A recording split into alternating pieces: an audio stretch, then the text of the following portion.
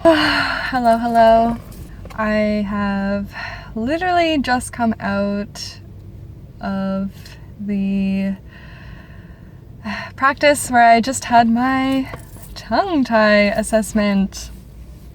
And surprise, surprise, not surprised. I have been diagnosed. I have been deemed as being tongue-tied and classed as quite a severe tongue tie. There is a lot of restriction. Yeah, I'm feeling a lot of things. Mostly, in a way, I'm feeling relief to know and validate that yes, there is something wrong. Dr. Donny, who I saw in the Myofocus clinic in Melbourne, I'm literally parked on the side of the street now. He said something really beautiful. He said, what I am experiencing right now in my body is what I call normal, but normal doesn't always mean functional. And he really gave me such a thorough explanation of what the tongue tie actually means for the rest of my body and just how long it actually has been affecting me. Yeah, born with it, created in the womb. And he said that these tongue tie situations, they hypothesize that they actually develop at the 12th week in utero. He also said at the 4-month mark, babies, maybe I could be mixing it up. Don't take this as concrete evidence, but at some point in the womb, babies start to learn how to swallow with their tongue inside. And so this dysfunction in my body has been happening since I was in the womb. And I'm 26 today. He assured me that it's never too late to go through this process. The youngest he's treated has been 2 days old, and the eldest he has treated has been 74 years old. So in the grand scheme of things, I'm actually at a point in my life where I feel that I am in quite a optimal position to be stepping into this, and I feel pretty nervous, but also really intrigued to see what my life could be like without all of this restriction, all of this tension in my body, all of the pain that I feel on a daily basis. It's hard to imagine what life could be like when I haven't really experienced it, because even in the days of my life that I don't remember being in pain, there is the constant tension happening in my body from this tongue tie. So yeah, in terms of the assessment that I received, he gave me the whole lowdown, sanitized his hands, put some gloves on, and just got me to do some basic movements in my mouth. He was putting his fingers in my mouth, which did feel a bit weird, but I just closed my eyes like I do at the dentist. He got me to open my mouth as wide as I could, and then try to bring the tip of my tongue up to my mouth. And because I'm tongue-tied, my jaw moves with my tongue. So he was looking at that and also getting me to move my tongue, stick my tongue out, move side to side. He was feeling underneath my tongue, feeling into my cheeks as well. Got me to open and close my teeth, and he was just looking at the relationship of how I move my jaw. Then he got me to open my mouth as wide as I could and then only lift my tongue up with the tip, just the tip of my tongue. It was interesting because, it's such a simple thing to ask, and I did it, but my jaw wanted to go up with it, so he actually had to, he just held my jaw down, the level that I had opened it to, just softly, and just my tongue, and it was like, I'm imagining like this cartoon, like, I'm trying, I just couldn't get there.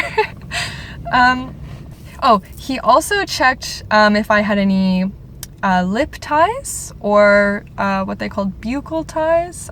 So yeah, he was able to give me the assessment straight up, and he said, yes, you have a tongue tie, and it is quite severe. The level of impact that it's having on my body. Yeah, even there was a time when I actually swallowed, and he got to see just how much my mouth and jaw actually compensates for the fact that, because apparently when you swallow, your tongue should be moving to the roof of your mouth and like doing this little wave all the way back down your throat. And as soon as he said that, it made me realize, oh yeah, that's definitely not happening in my mouth. I'm doing this weird like thing, and he explained that. He said my cheeks, my jaw, all these muscles are compensating in order to facilitate that feeling of being able to swallow. So I feel a little bit emotional knowing that this is something I've been living with my whole life and no one's ever discovered it. Nobody's ever picked it out. I had tons of orthodontist work. I had lots of stuff happen in my life that, it could have been picked up on, but it wasn't. So I'm not going to play the blame game.